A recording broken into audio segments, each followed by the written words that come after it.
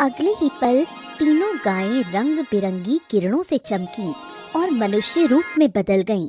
उनमें से एक वही बूढ़ी स्त्री थी जिसे अर्जुन ने जंगल में पानी पिलाया था। अरे ये क्या? आप तो वही है ना जिन्हें मैंने पानी पिलाया था? बूढ़ी स्त्री मुस्कुराई और रंग बिरंगी किरणें निकलते ही वो भी एक सुंदर स्त्री में बदल गई। एक गांव में अर्जुन और मोहन नाम के दो भाई रहते थे। वो दोनों किसानी करते थे। एक दिन अर्जुन की भाभी राधा घर के आंगन में झाड़ू लगा रही थी कि तभी पड़ोस की उसकी मित्र आकांक्षा वहां आ गई। अरे राधा, तुझे देखकर मुझे कभी कभी बड़ी दया आती है। ऐसा क्यों बोल रही हो आकांक्षा? मैं देखती हूँ तेरा पति मोहन सुबह से लेकर शाम तक खेत में बैल की तरह जुटा रहता है और मेहनत से हल चलाता रहता है, और तेरा देवर अर्जुन दिन भर अपने दोस्तों के साथ मौज मस्ती करता है। कुछ समय पहले ही तेरी सास चली गई और उनके गम में तेरे ससुर भी चले गए। तो क्या इस घर की सारी जिम्मेदारी सिर्फ तेरे पति मोहन की ही है? अर्जुन की कोई जिम्मेदारी नहीं? आकांक्षा की बात सुनकर राधा गहरी सोच में डूब गई। बात तो तुम सही कह रही हो, मेरे मन में भी यही बात चल रही थी। तू नहीं जानती 2 वक्त की रोटी कमाने में कितनी मेहनत लगती है। ये क्या बात हुई कि बड़ा भाई सारी जिंदगी मेहनत करता रहे और छोटा भाई उसकी कमाई की रोटियां तोड़ता रहे। इतना कहकर आकांक्षा वहां से चली गई। उसकी बातें राधा के मन में घर कर गई। शाम को जब मोहन खेत से घर लौटा, राधा उसके पास आई। मुझे आपसे बहुत जरूरी बात करनी है। विवाह के बाद से मैं सिर्फ आपको ही मेहनत करते देख रही हूँ। आपके छोटे भाई को कभी भी किसी काम में हाथ लगाते नहीं देखा। आप दिन भर खेत में मेहनत करते हैं और वो आपकी मेहनत की कमाई की रोटियां मुफ्त में खाता है। मोहन गहरी सोच में डूब गया। तुम सही कह रही हो। ठीक है, कल सुबह मैं अर्जुन को अपने साथ खेत पर ले जाऊंगा। ठीक है। अगले दिन जब अर्जुन तैयार होकर जा रहा था, तभी मोहन उसके पास आया। ए अर्जुन, ओ छोटे भाई, बस बेटा, बहुत मटर गश्ती हो गई। आज से तुम मेरे साथ खेत में हाथ बटाओगे। और हाँ, मेरी बात ये नोट कर लो, अब से मैं तुम्हें मुफ्त में रोटियां नहीं खिला सकता। भाई, जब तक पिताजी थे तब तक बात और थी, अब वो नहीं रहे। अब से तुम्हें मेरे साथ खेत में मेहनत करना होगा, तभी इस घर में रोटी मिलेगी। अपने बड़े भाई की बात सुनकर अर्जुन थोड़ा उदास हो गया। समझे? हाँ ठीक है भैया, ठीक है। उस दिन के बाद अर्जुन मोहन के साथ मेहनत से खेत में काम करने लगा। कुछ दिन ऐसे ही बीत गए। एक दिन अर्जुन खेत में काम कर रहा था और मोहन घर पर राधा के साथ बैठा आराम कर रहा था। तुम्हारे छोटे भाई अर्जुन की सारी अक्ल ठिकाने आ गई। मोहन मुस्कुराने लगा। तभी किसी ने उसके घर का दरवाजा खटखटाया। मोहन ने दरवाजा खोला तो बाहर मुखिया जी खड़े थे। मोहन अरे भाई, तुम्हारे छोटे भाई को काम करते देखकर मुझे बड़ा अच्छा लगा। वैसे जब तक तुम्हारे पिताजी थे, वो अर्जुन से काम कभी नहीं करवाते थे, बड़ा ही प्रेम करते थे उससे। हाँ तो क्या हो गया मुखिया जी? क्या वो हमेशा लाडला ही बना रहेगा क्या, कि कभी बड़ा भी होगा? हाँ ये बात तो है। देखो, दरअसल मैं तुमसे एक जरूरी बात करने आया हूँ। देखो, अर्जुन इस गांव का सबसे सुंदर युवक है और अब तो वो तुम्हारे साथ खेत में मेहनत भी कर रहा है। इस गांव का जमींदार शुरू से ही अर्जुन की सुंदरता से प्रभावित है। कल जब मैं जमींदार से मिला तो उसने कहा कि वो अपनी पुत्री का विवाह अर्जुन से करना चाहता है। ये सुनकर मोहन चौंक गया। क्या? ये आप क्या कह रहे हैं मुखिया जी? क्या क्या क्या सच में? और नहीं तो क्या, मैं बिल्कुल सही कह रहा हूँ। जमींदार ने अर्जुन को खेत में मेहनत करते देखा तो उसे बड़ा अच्छा लगा। उसे ऐसा ही तो दामाद चाहिए, मेहनती और साफ दिल। अरे उसे तो अंदाजा ही नहीं था कि अर्जुन इतना मेहनती भी है। तो फिर ठीक है मुखिया जी, लेकिन एक समस्या है। मैं अपनी पत्नी से विचार विमर्श किए बिना कोई जवाब नहीं दे सकता। अरे तो कोई बात नहीं, तुम अपनी पत्नी से बात कर लो और फिर कल मैं आऊंगा तब मुझे जवाब दे देना, है ना? चलो भाई, राम राम। ये कहकर मुखिया जी वहाँ से चले गए। मोहन राधा के पास आया और सारी घटना उसे बताई। ये सुनकर राधा अंदर ही अंदर जल उठी। मूर्ख हो गए हो क्या? अगर तुम्हारे छोटे भाई अर्जुन का विवाह जमींदार की पुत्री से हो गया तो उसका मान सम्मान गांव में कितना बढ़ जाएगा। कभी सोचा है जमींदार का कोई पुत्र नहीं है, सिर्फ एक ही पुत्री है। अर्जुन तो उसकी सारी जमीन जायदाद का इकलौता मालिक बन जाएगा, तब तुम्हारा मान सम्मान क्या रहेगा? बात तो तुम बिल्कुल सही कह रही हो। अर्जुन तो देखते ही देखते इस गांव का सबसे धनवान और बड़ा आदमी बन जाएगा। अरे उसे तो बैठे बैठे ही धन दौलत मिल जाएगी, और मैं ये बिल्कुल बर्दाश्त नहीं कर सकता कि वो मुझसे आगे बढ़े। दरअसल मोहन अर्जुन से शुरू से ही जलता था, पर वो किसी के सामने अपनी जलन को जाहिर नहीं करता था। एक काम करना, कल जब मुखिया आए तो साफ मना कर देना, कह देना कि हम गरीब लोग हैं और हम अर्जुन का विवाह किसी गरीब लड़की से ही करेंगे। अगले दिन मुखिया घर पर आया। मोहन ने सीधे जवाब दे दिया, देखिए मुखिया जी, माफ कीजिएगा, लेकिन हमको ये रिश्ता स्वीकार नहीं है। अच्छा चलो ठीक है, एक बार अर्जुन से तो बात करके देखो, हो सकता है उसे ये रिश्ता पसंद आ जाए। अरे अब उससे क्या बात करूं? इस घर में वही होता है जो मैं कहता हूं। मैं इस घर का बड़ा भाई हूं, और देखिए मुखिया जी, मैं अपने छोटे भाई का विवाह एक गरीब लड़की से ही करूंगा। तो ठीक है, अच्छा सुनो, मेरी नजर में एक और रिश्ता है। वो गौरी को तुम जानते हो ना, जो बचपन से अनाथ है, गांव वालों की मेहरबानी से पली बढ़ी है। हाँ, तुम अपने भाई अर्जुन का विवाह गौरी के साथ में क्यों नहीं कर देते? बढ़िया जोड़ी जमेगी दोनों की, क्या कहते हो? हाँ, ये हुई ना बढ़िया रिश्ते की बात। ठीक है, मुझे ये रिश्ता मंजूर है। गौरी से अर्जुन का विवाह करने में मुझे कोई ऐतराज नहीं है। ये ऐसे रिश्ते बताना चाहिए आपको। पिछली बार पता नहीं क्या लेके आ गए जमींदार फमीदार। ऐसा ही रिश्ता चाहिए। रुकिए, मिठाई मंगवाता हूँ। ए भाग्यवान, मिठाई तो लेकर आओ। शाम को जब अर्जुन घर वापस आया, मोहन ने उसे सारी घटना बताई। आओ आओ आओ अर्जुन, आओ भाई, खुश हो जाओ। मैंने तुम्हारा रिश्ता गौरी के साथ तय कर दिया। अरे लेकिन भैया, मैंने तो सुना था कि मेरे लिए रिश्ता जमींदार के घर से आया है। अरे तो मैंने उसके लिए मना कर दिया ना, क्योंकि जमींदार बहुत बड़ा आदमी है। क्या तुम उसकी पुत्री के खर्चे उठा पाओगे क्या? नहीं तो अभी मुश्किल से ही कुछ दिन हुए हैं तुम्हें काम करते हुए, और मजदूरी करके जमींदार की बेटी नहीं पाली जा सकती। नहीं, कोई बात नहीं भैया, मैं तो ऐसे ही पूछ रहा था। आपने मेरे लिए अगर गौरी को पसंद किया है तो मुझे कोई ऐतराज नहीं है। कुछ ही दिनों में अर्जुन और गौरी का साधारण तरीके से विवाह संपन्न हो गया। एक दिन राधा उसके पास आई। देखो, नई नवेली दुल्हनों वाले नखरे छोड़ दो, आज से काम पर लग जाओ। तुम्हें हम इसीलिए ब्याह कर लाए थे ताकि घर का कामकाज आसानी से हो सके। पूरे घर की सफाई, झाड़ू पोछा, बर्तन सब करते करते मैं थक जाती हूँ। दीदी, तो क्या आप मुझे सिर्फ इसी वजह से ब्याह कर लाई हैं? तो और क्या, तुझ में पर लगे हुए हैं क्या? ज्यादा जुबान मत चला और सीधे काम शुरू कर।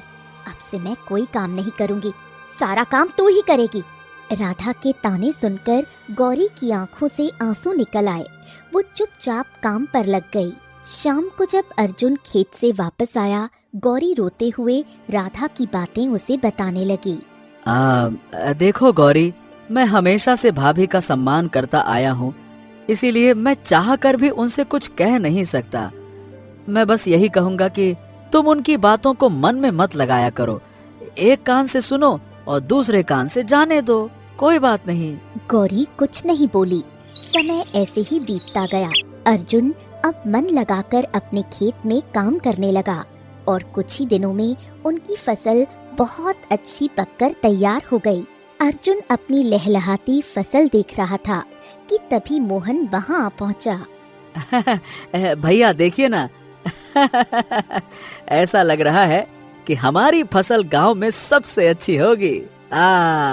तभी गांव का मुखिया वहां आ गया। अरे वाह वाह वाह वाह वाह, क्या बात है, क्या बात है। ये सब तुम्हारी मेहनत का नतीजा है, वरना मोहन तो इतने समय से खेत में मेहनत करता रहा, लेकिन उसके समय में कभी भी इतनी अच्छी फसल तो ना हुई। और अब तो मैं देख रहा हूँ कि मोहन खेत में बिल्कुल हाथ नहीं बटाता। अरे भाई, तुम ही अकेले पूरे खेत में मेहनत करते हो, तुम बहुत आगे जाओगे। शाबाश अर्जुन, शाबाश।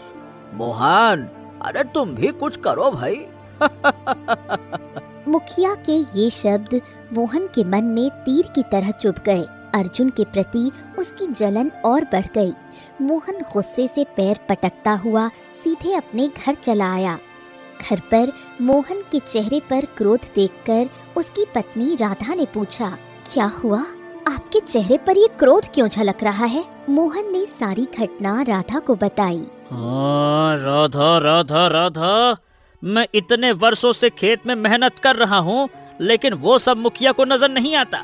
आज अर्जुन ने थोड़ी सी मेहनत क्या कर ली, बस लग गया उसका गुणगान करने में। अर्जुन ऐसा, अर्जुन वैसा, अर्जुन ये, मेरा दिमाग खराब कर दिया है। ये सुनकर राधा भी क्रोधित हो गई। देखो, अभी भी समय है, तुम एक काम करो, अर्जुन और उसकी पत्नी गौरी को यहाँ से धक्के देकर निकाल दो। मुझे तो डर है कि अगर अर्जुन कुछ दिन और खेत में काम करेगा तो कहीं वो हमारा पूरा खेत ही न हड़प ले। तुम बिल्कुल सही कह रही हो, अब यही करना पड़ेगा। बहुत हो गया ससुरे को पाल कर। अर्जुन शाम को खेत से थका हारा घर लौटा। जैसे ही वो अपने कक्ष में गया, उसने गौरी को रोते हुए देखा। अरे अरे अरे, क्या हो गया गौरी, तुम रो कह रही हो? अब हमारा दाना पानी इस घर से खत्म होने वाला है। अर्जुन चौंक गया। क्या मतलब? गौरी ने सारी घटना बताई और बोली, मैंने अपने कानों से सुना, राधा भाभी हमें घर से बाहर निकालने की बात कर रही थी। अर्जुन की आंखों में उदासी छा गई। हाँ, देखते हैं कल क्या होता है। अगली सुबह अर्जुन सोकर उठा ही था कि मोहन उसके पास आया। अर्जुन, देखो भाई, कान खोल कर मेरी बात सुन लो। अब तुम इस घर में नहीं रह सकते। अर्जुन की आंखों में आंसू आ गए। लेकिन भैया, मैं इस घर को छोड़कर जाऊंगा कहाँ? कहीं भी जाओ, लेकिन यहाँ से दफा हो जाओ। अब मैं तुम्हें और तुम्हारी पत्नी को इस घर में एक पल भी बर्दाश्त नहीं कर सकता। निकल जाओ यहाँ से, दफा हो जाओ। अरे लेकिन भैया ये तो बता दीजिए कि मेरी गलती क्या है? गलती? अरे तेरी गलती ये है कि तू हमेशा से आवारागर्दी करता आया है। खेत में मेहनत किसने की? मैंने। जिम्मेदारियां किसने समझी? मैंने। तेरी शादी किसने करवाई? मैंने। घर कौन चलाता है? मैं। तुझे पाल कौन रहा है? मैं। और अब तेरी बीवी को भी कौन पाल रहा है? मैं। तो अब इस घर का मालिक भी मैं बनूंगा।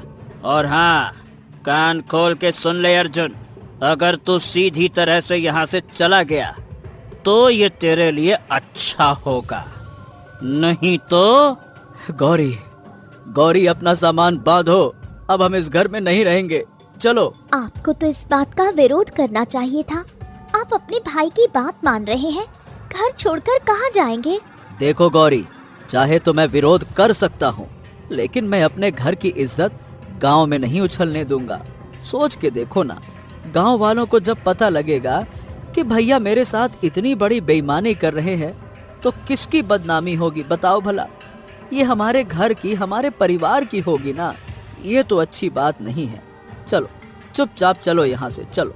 अर्जुन चुपचाप अपनी पत्नी गौरी के साथ घर से बाहर निकल गया और गांव की सीमा पर मेहनत से एक झोपड़ी बनाकर रहने लगा। कुछ दिन बाद गौरी रोते हुए बोली, झोपड़ी बनाकर रहने का ठिकाना तो बना लिया, लेकिन अब इस पापी पेट का क्या करोगे? अरे तो तुम चिंता काहे करती हो, मैं गांव में काम मांगने जाऊंगा ना। क्यों? अब तुम्हारे परिवार की इज्जत पर कोई धब्बा नहीं लगेगा? अर्जुन की आंखों में आंसू आ गए।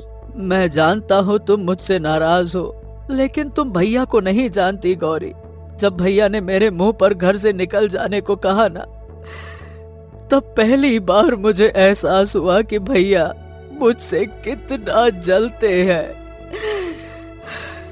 और अंदर ही अंदर कितनी नफरत करते हैं। मेरे दोस्त हमेशा कहते थे कि मेरे भैया मोहन मुझसे जलते हैं, पर मैंने कभी विश्वास नहीं किया। लेकिन जब मैंने अपनी आंखों से देखा ना, मैं अंदर से टूट गया गौरी, टूट गया।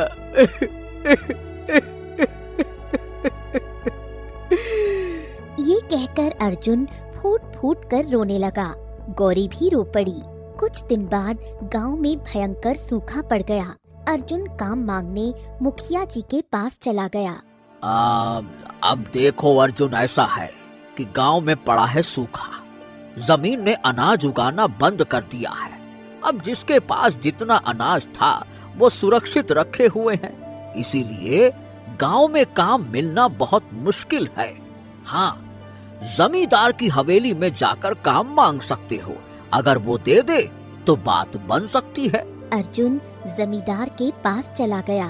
दफा हो जाओ यहाँ से, मैं इस गांव का सबसे धनवान व्यक्ति हूँ। मुझे तुम पसंद थे, इसीलिए हमने अपने हाथों से अपनी पुत्री के लिए तुम्हारे लिए रिश्ता भेजा था। लेकिन पता नहीं तुम अपने आप को क्या समझने लगे और तुमने हमारी पुत्री से विवाह करने से इनकार कर दिया। हम तुम्हारी शक्ल तक देखना नहीं चाहते। दफा हो जाओ यहाँ से, निकलो। अर्जुन ने पूरे गांव में काम मांगा, लेकिन किसी ने भी उसे काम नहीं दिया। अर्जुन थक हार कर अपनी झोपड़ी में वापस आ गया और रोते हुए पूरी घटना गौरी को बताई। अब तुम बताओ, हम क्या करें?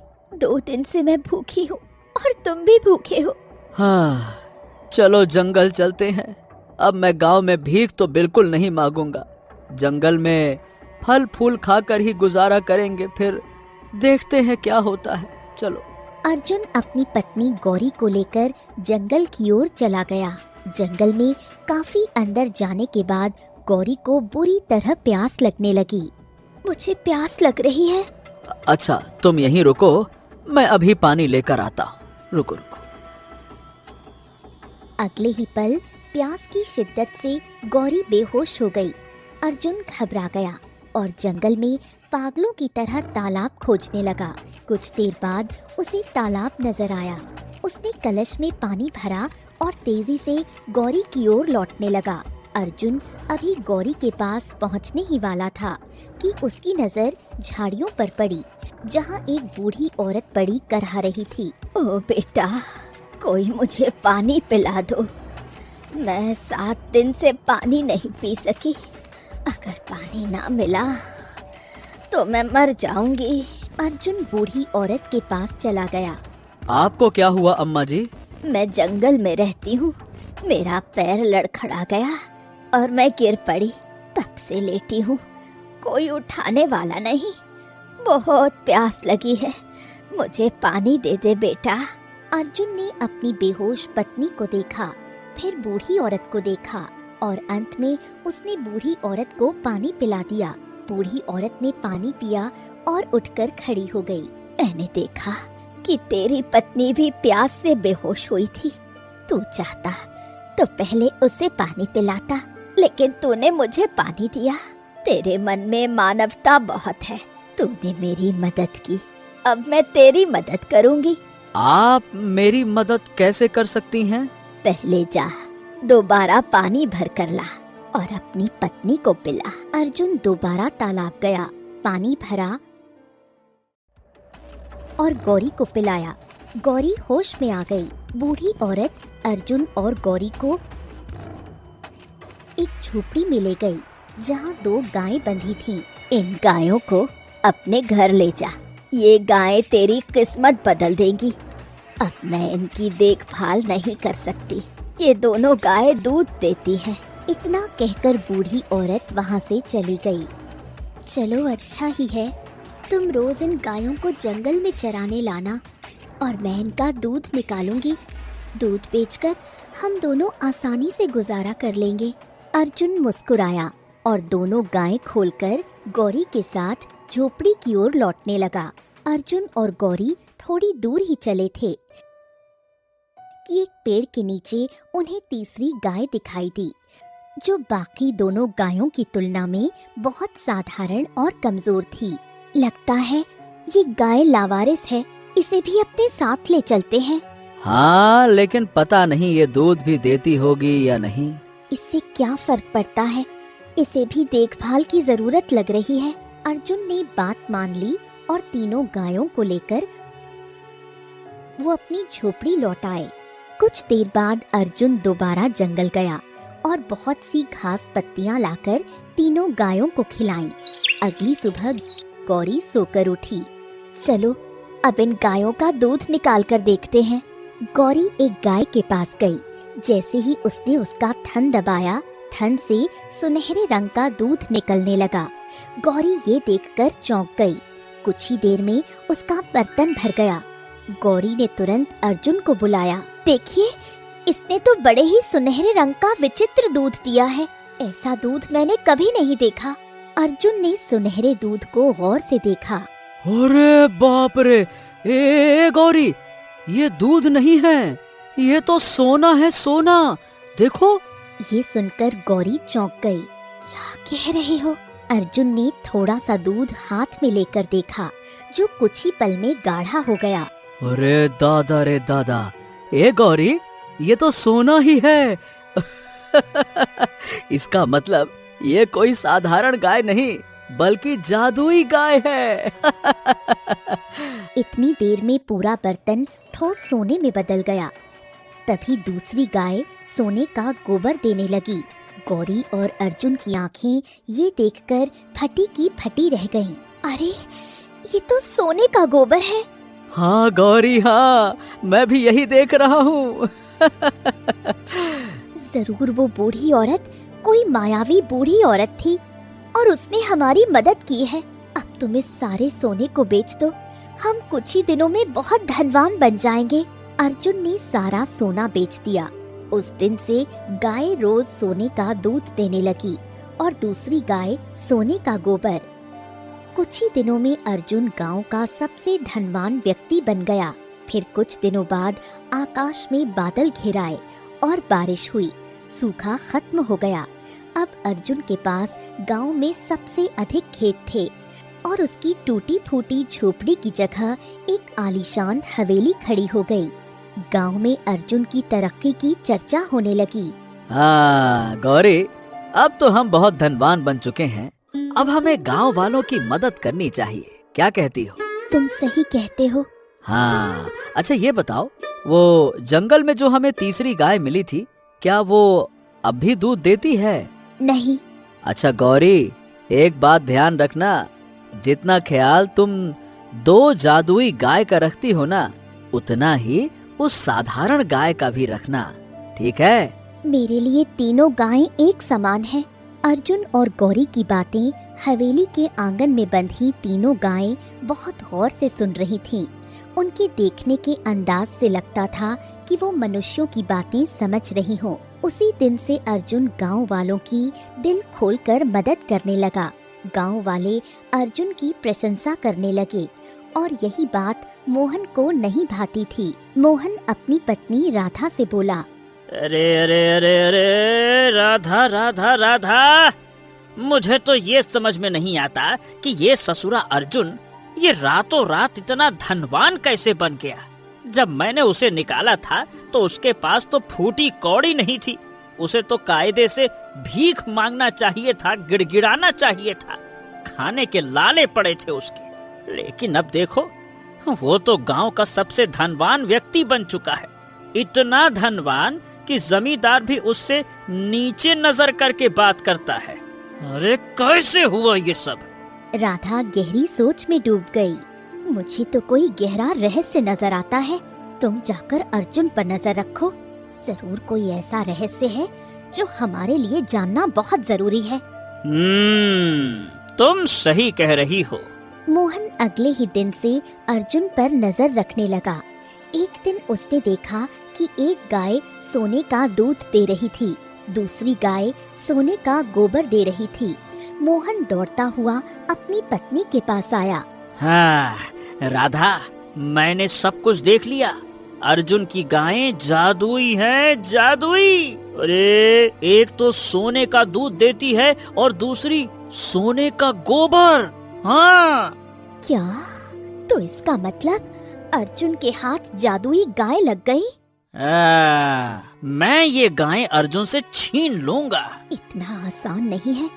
गांव वाले उसके गुणगान करते हैं। अगर तुमने उससे जरा भी ऊंची आवाज में बात की तो गांव तुम्हें ही गलत ठहराएगा। मैं जानता हूँ, पर मेरे दिमाग में एक योजना है। मैं ये बात राज्य के महाराज से कहूँगा। जब महाराज खुद उसकी गायों को छीनेंगे ना, तब वो कुछ नहीं कर पाएगा। अब तुम देखो मैं क्या करता हूँ। मोहन राज दरबार पहुँचा और राजा विक्रम को सारी घटना बताई। तो महाराज, मेरे छोटे भाई के पास में है जादुई गायें। एक देती है सोने का दूध और दूसरी सोने का गोबर। ऐसी गायें तो महाराज आपके पास होना चाहिए। बताइए भला उसके पास है। ये बात तो तुम बिल्कुल सही कह रहे हो। राजा विक्रम ने सैनिक को आदेश दिया। सैनिकों, जाओ अर्जुन और उसकी दोनों गायों को यहाँ लेकर आओ। सैनिक अर्जुन की 2 गायों को दरबार ले आया। क्या ये दोनों जादुई गाय हैं? हाँ महाराज, मैं झूठ तो नहीं बोलूंगा, क्योंकि मेरी माँ ने हमेशा सिखाया था कि झूठ कभी नहीं बोलना। तो ठीक है, आज से ये दोनों गाय हमारी हैं। तुम जा सकते हो। ये क्या बात हुई महाराज? ये तो सरासर अन्याय है। अच्छा, तो तुम अब एक राजा को न्याय और अन्याय की भाषा सिखाओगे? दफा हो जाओ, नहीं तो हम तुम्हें कारागार में डाल देंगे। निकलो यहाँ से। मोहन मुस्कुराया। जितना कमाना था कमा लिया। अब ये दोनों गाय महाराज की होंगी। अब बेटा तू फिर से कंगाल हो जाएगा। राजा ने सैनिक को आदेश दिया। सैनिकों, इस गाय का दूध निकालो। सैनिक ने गाय का दूध निकाला, लेकिन उसमें से साधारण दूध निकला। राजा चौंक गया। तभी दूसरी गाय ने गोबर दिया, वो भी साधारण गोबर था।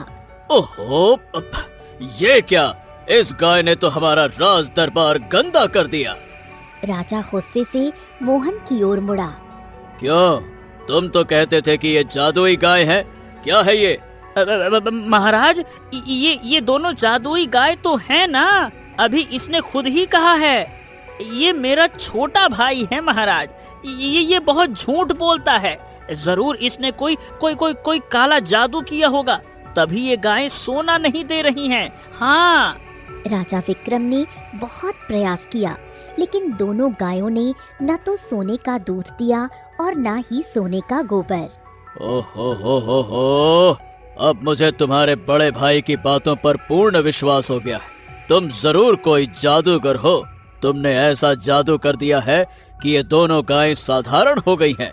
हम तुम्हें ऐसी सजा देंगे ना, जिसका तुम्हें अनुमान भी नहीं होगा।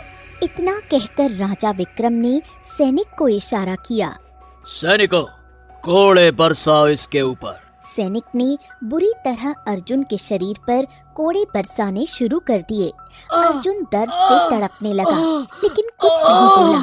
कुछ देर बाद राजा बोला, बस इन कोड़ों के निशान जीवन भर रहेंगे और इसे याद रहेगा कि इसने हमारे साथ धोखा किया। अर्जुन रोता हुआ अपनी दोनों गायों को लेकर गांव लौट आया। मोहन मुस्कुराता हुआ अपने घर गया और सारी घटना अपनी पत्नी राधा को बताई। राधा खुश हो गई।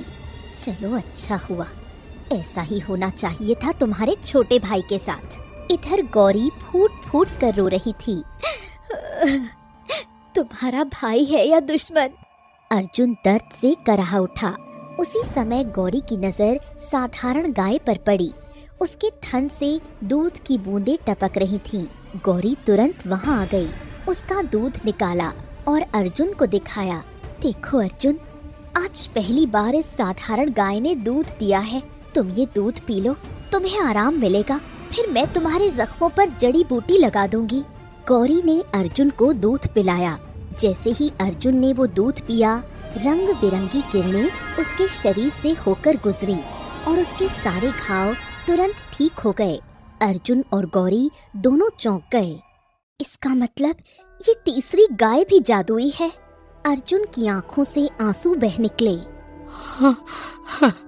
हमारे लिए ये तीनों गाय सच में सोने की गाय है। समय बीतता गया। एक दिन गांव में सैनिक ऐलान करते हुए बोला, राजा विक्रम की पुत्री बीमार है। जो भी उसे स्वस्थ करेगा उसे ढेर सारा इनाम दिया जाएगा। सुनो सुनो सुनो। ये सुनकर गौरी चौंक गई। तीसरी गाय का दूध जादुई है। अगर ये दूध राजकुमारी को पिला दिया जाए तो वो ठीक हो सकती है। लेकिन तुम ऐसा बिल्कुल मत करना। राजा विक्रम ने तुम्हारे साथ अन्याय किया, तुम्हें कोड़े मारे। तुम उसकी मदद मत करना।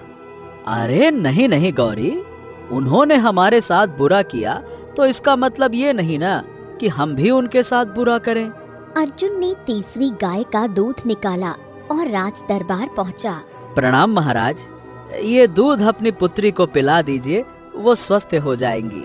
ओह, तुम तो वही हो ना जिसे हमने राज दरबार में कोड़े मारे थे। कहीं तुम इस दूध में जहर मिलाकर हमसे बदला लेने तो नहीं आए? नहीं नहीं नहीं नहीं महाराज, ऐसा तो हमने सोचा भी नहीं। राजा ने वो दूध अपनी पुत्री को पिलाया। राजकुमारी तुरंत स्वस्थ हो गई। राजा विक्रम की आंखों में आंसू आ गए। वो अर्जुन के चरणों में गिर पड़ा। अर्जुन अर्जुन अर्जुन, हमें क्षमा कर दो। हमने तुम्हारे साथ कितना बुरा किया, फिर भी तुमने हमारी सहायता की। आज से तुम हमारे मित्र हो। यदि कभी कोई परेशानी हो, आधी रात को भी तुम हमारे महल चले आना। हम तुम्हारे सामने नतमस्तक हैं, नतमस्तक हैं। राजा ने अपने सैनिकों से कहा, सैनिकों, ये हमारे मित्र हैं और अब से कभी भी ये हमारे महल में आए, जो इन्हें रोकेगा वो कड़ी सजा पाएगा। समझ गए? जाइए, आप आराम से जाइए। अर्जुन मुस्कुराता हुआ घर लौटा और गौरी को सारी घटना सुनाई। गौरी मुस्कुराती हुई तीनों गायों के पास गई और प्यार से उनकी पीठ सहलाई। अगले ही पल तीनों गायें रंग बिरंगी किरणों से चमकी और मनुष्य रूप में बदल गईं।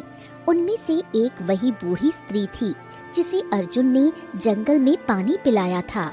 अरे ये क्या, आप तो वही है ना जिन्हें मैंने पानी पिलाया था? बूढ़ी स्त्री मुस्कुराई और रंग बिरंगी किरणें निकलते ही वो भी एक सुंदर स्त्री में बदल गई। हम तीनों जंगल की रक्षक हैं। तुम हमें जंगल की देवियां भी कह सकते हो। जहाँ तुम जंगल में आए थे वो जगह हमारी परीक्षा का स्थान है। हम हर मनुष्य की परीक्षा लेते हैं। हमने तुम्हारी भी परीक्षा ली और तुम सफल हुए। इसलिए हमने गायों का रूप धारण करके तुम्हारी मदद की। तुम्हारे पास 2 जादुई गायें थी, एक सोने का दूध देने वाली, दूसरी सोने का गोबर देने वाली और तीसरी साधारण गाय। लेकिन तुमने तीनों की सेवा एक समान की। तुम्हें नहीं पता था कि तीसरी गाय का दूध चमत्कारी है, फिर भी तुमने उसे बराबर सम्मान दिया। राजा विक्रम ने तुम्हारे साथ अन्याय किया, फिर भी तुमने उसके साथ भलाई की। अब हमारा जाने का समय है, लेकिन जब भी तुम्हें हमारी आवश्यकता पड़े, जंगल की गहराई में हमें पुकारना। हम फिर आकर तुम्हारी मदद करेंगे। तीनों देवियों की आंखों से रंग बिरंगी किरणें फूटीं और देखते ही देखते वहां ढेर सारे सोने के सिक्के, हीरे, मोती, चांदी और जवाहरात प्रकट हो गए। फिर तीनों देवियां रंग बिरंगी आभा में विलीन हो गईं। अर्जुन की आंखों में आंसू आ गए। कुछ ही दिनों में वो और अधिक धनवान हो गया। उसका भाई मोहन हमेशा गरीब रहा और जीवन भर अर्जुन से जलता रहा। कभी कभी इंसान का दिल, करुणा और मानवता भी सोने जैसी कीमती होती है, और जिसने मन से अच्छा कार्य किया उसके जीवन में हमेशा जादू लौट कर आता है। इसलिए इस कथा का नाम है जादुई 3 सोने की गायें।